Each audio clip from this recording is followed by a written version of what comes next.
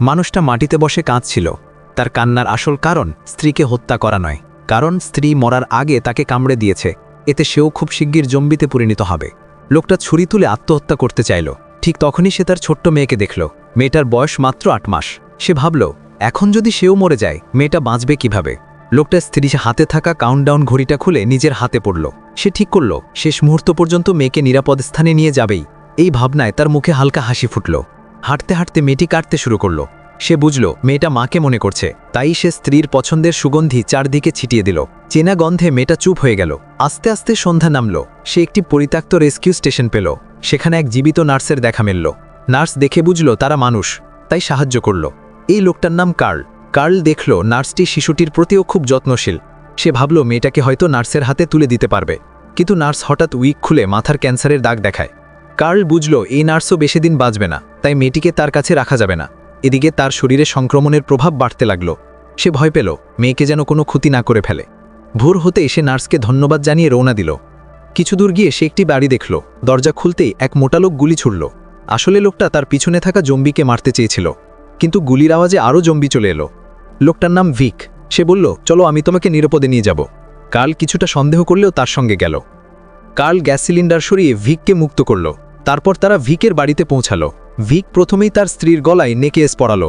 এটা দেখে তার বিশ্বাস করতে ইচ্ছে হলো, কিন্তু ভিক বের হতেই তার স্ত্রী নেকলেসটি খুলে ফেলে দিল। কার্লের মনে আবার সন্দেহ জাগল। ভিক কার্লকে বাইরে ডাকল। কার্ল বাধ্য হয়ে মেয়েকে রোরিনের কাছে রেখে গেল। এটাই ছিল প্রথমবার মেয়েকে অন্যের হাতে ছাড়া, তাই ভয় ছিল। ওরা একটা খোলা জায়গায় গেল। সেখানে লোহার খাঁচার চারপাশে জম্বি ছিল। ভিক তাকে শিখালো জম্বিটি ভাবে মারতে হয়। সব জম্বি মারার পর কার্ল খাঁচার ভেতর তাকালো। সেখানে ছিল ছোট্ট মেয়ে টুমি। সেই ছিল সেই হারিয়ে যাওয়া বাচ্চা। ভিক জম্বিদের মেরেছিল শুধু তাদের জিনিসপত্র লুট করার জন্য। কার্ল ভয় পেতে শুরু করল। বাড়িতে ফিরে সে দেখল রোরিন মেয়ের কাপড় ধুয়ে রেখেছে। এটা দেখে কার্ল তার উপর ভরসা পেল। রাতে কার্ল মেয়ের সাথে শেষবারের মতো সময় কাটালো।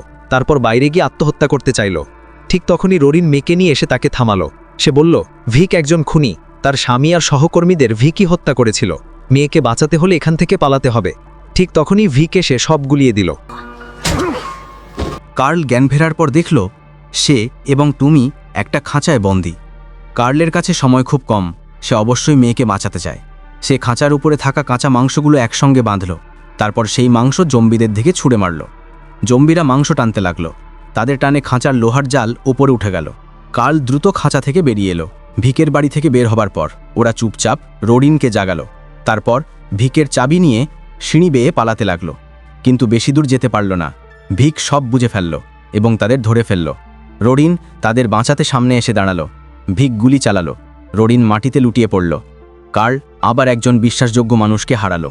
সে দুঃখ করার সময় পেল না। সে মেয়েকে পিঠে নিয়ে দৌড়ে পালাতে লাগলো। ওরা একটি গুহায় লুকালো। ভিক তাদের পেছন থেকেই এসেছে। সে জোরে চিৎকার করে মেয়েটিকে ভয় দেখিয়ে কাঁদাতে চাইল, যাতে শব্দ শুনে তাদের খুঁজে পায়। কার্ল দ্রুত মেয়ের মুখ চেপে ধরে তাকে চুপ করালো। এভাবেই তারা মৃত্যুর হাত থেকে বাঁচল। পরের দিন টুমি কার্লের সঙ্গে হাঁটতে লাগলো। হাঁটতে হাঁটতে টুমি তার বাবার জামা গাছের ডালে ঝুলতে দেখল। তার বাবা ইতিমধ্যে মারা গেছেন। দেহটি উপজাতির নিয়ম মতো শক্ত করে বাঁধা ছিল। টুমি কান্নায় ভেঙে পড়ল। সে একটি পাথর তুলে নিজের কপালে মারতে লাগলো। কার্ল দৌড়ে এসে তাকে থামালো। এটা ছিল তাদের উপজাতির প্রথা। মাথার ক্ষত শুকালে মনও ধীরে ধীরে ভালো হয়।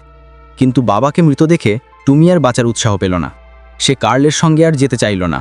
কার্লও তাকে জোর করল না, কারণ তার নিজেরও সময় শেষ হয়ে আসছিল। সে মেয়েকে পিঠে নিয়ে আবার যাত্রা শুরু করল। কিছু দূর যেতে না যেতেই তার শরীরে জম্বি সংক্রমণ তীব্র হয়ে উঠল। সে ব্যথায় মাটিতে পড়ে অজ্ঞান হয়ে গেল। কার্ল জ্ঞান ফেরার পর দেখল টুমি মেয়েকে কোলে নিয়েছে। সে আবার তাদের সঙ্গে চলার সিদ্ধান্ত নিয়েছে। কার্ল মেয়েকে নদীর ধারের এক পরিচিত পরিবারের কাছে দিতে চাইল। ওরা আগে সেখানে ছিল। নদীতে একটি স্পিডবোট পেল। তারা সেই পরিবারের পুরনো জায়গায় পৌঁছালো। ওরা সত্যিই সেখানে ছিল, কিন্তু মানুষটা নিজে আর পরিবারকে মাটি খুঁড়ে কবর দিচ্ছিল। কার্ল বিস্মিত হলো। লোকটাকে কাছে গিয়ে দেখে সেও জম্বির কামড় খেয়েছে। তার স্ত্রী আর 2 সন্তান পাশে দাঁড়ানো। ওরা সবাই আত্মহত্যার প্রস্তুতি নিচ্ছিল। লোকটি কার্লকে একটা পিস্তল দিল। পিস্তলে ঠিক 6টি গুলি ছিল। সে বলল, তুমিও নিজেকে শেষ করে দাও। কিন্তু কার্ল তার 2.5 বছরের মেয়েকে দেখে কিছুতেই মরতে পারল না। কার্ল সরে যেতেই পিছন থেকে গুলির শব্দ এলো।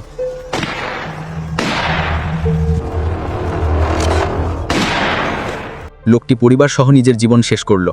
কার্ল একা বসে রইল। সে ভাবল এটাই হয়তো তার পরিণতি। কিন্তু হঠাৎ মেয়ের কণ্ঠ, বাবা, এই ডাক তাকে বাঁচার শক্তি দিল। কার্ল মেয়েকে নিয়ে আবার হাঁটা শুরু করল, কিন্তু তার শরীর আর সাড়া দিচ্ছিল না। সে পড়ে গেল। তার মুখে জম্বিতে রূপান্তরের লক্ষণ দেখা যাচ্ছিল। কার্ল বারবার মুখ মুছছিল, নিজেকে শান্ত রাখতে চাইছিল। পাশে নোংরা পচা মাংস দেখে সে খেতে চাইল, কিন্তু মেয়ের কান্না তাকে থামিয়ে দিল। সে কয়েক টুকরো পচা মাংস বেঁধে নিল। সে নিজের মুখে দন্তরক্ষী লাগালো, হাত দুটো শক্ত করে বেঁধে ফেলল, যেন মেয়েকে কামড়াতে না পারে। এভাবে জম্বি হয়ে যাবার পরও কার্ল মেয়েকে পিঠে নিয়ে সামনে এগোতে লাগলো। অবশেষে স্থানীয় উপজাতির লোকেরা তাকে খুঁজে পেল। ঘন কুয়াশা সরতেই সবাই স্তব্ধ হয়ে গেল। কার্লের শরীর পুরো জম্বি, তবুও সে মেয়েকে রক্ষা করে হাঁটছিল। উপজাতির লোকেরা কার্লকে থামালো, মেয়েটিকে উদ্ধার করলো, টুমিকেও নিরাপদে নিল। কার্ল তার শেষ দায়িত্ব সম্পন্ন করেছে।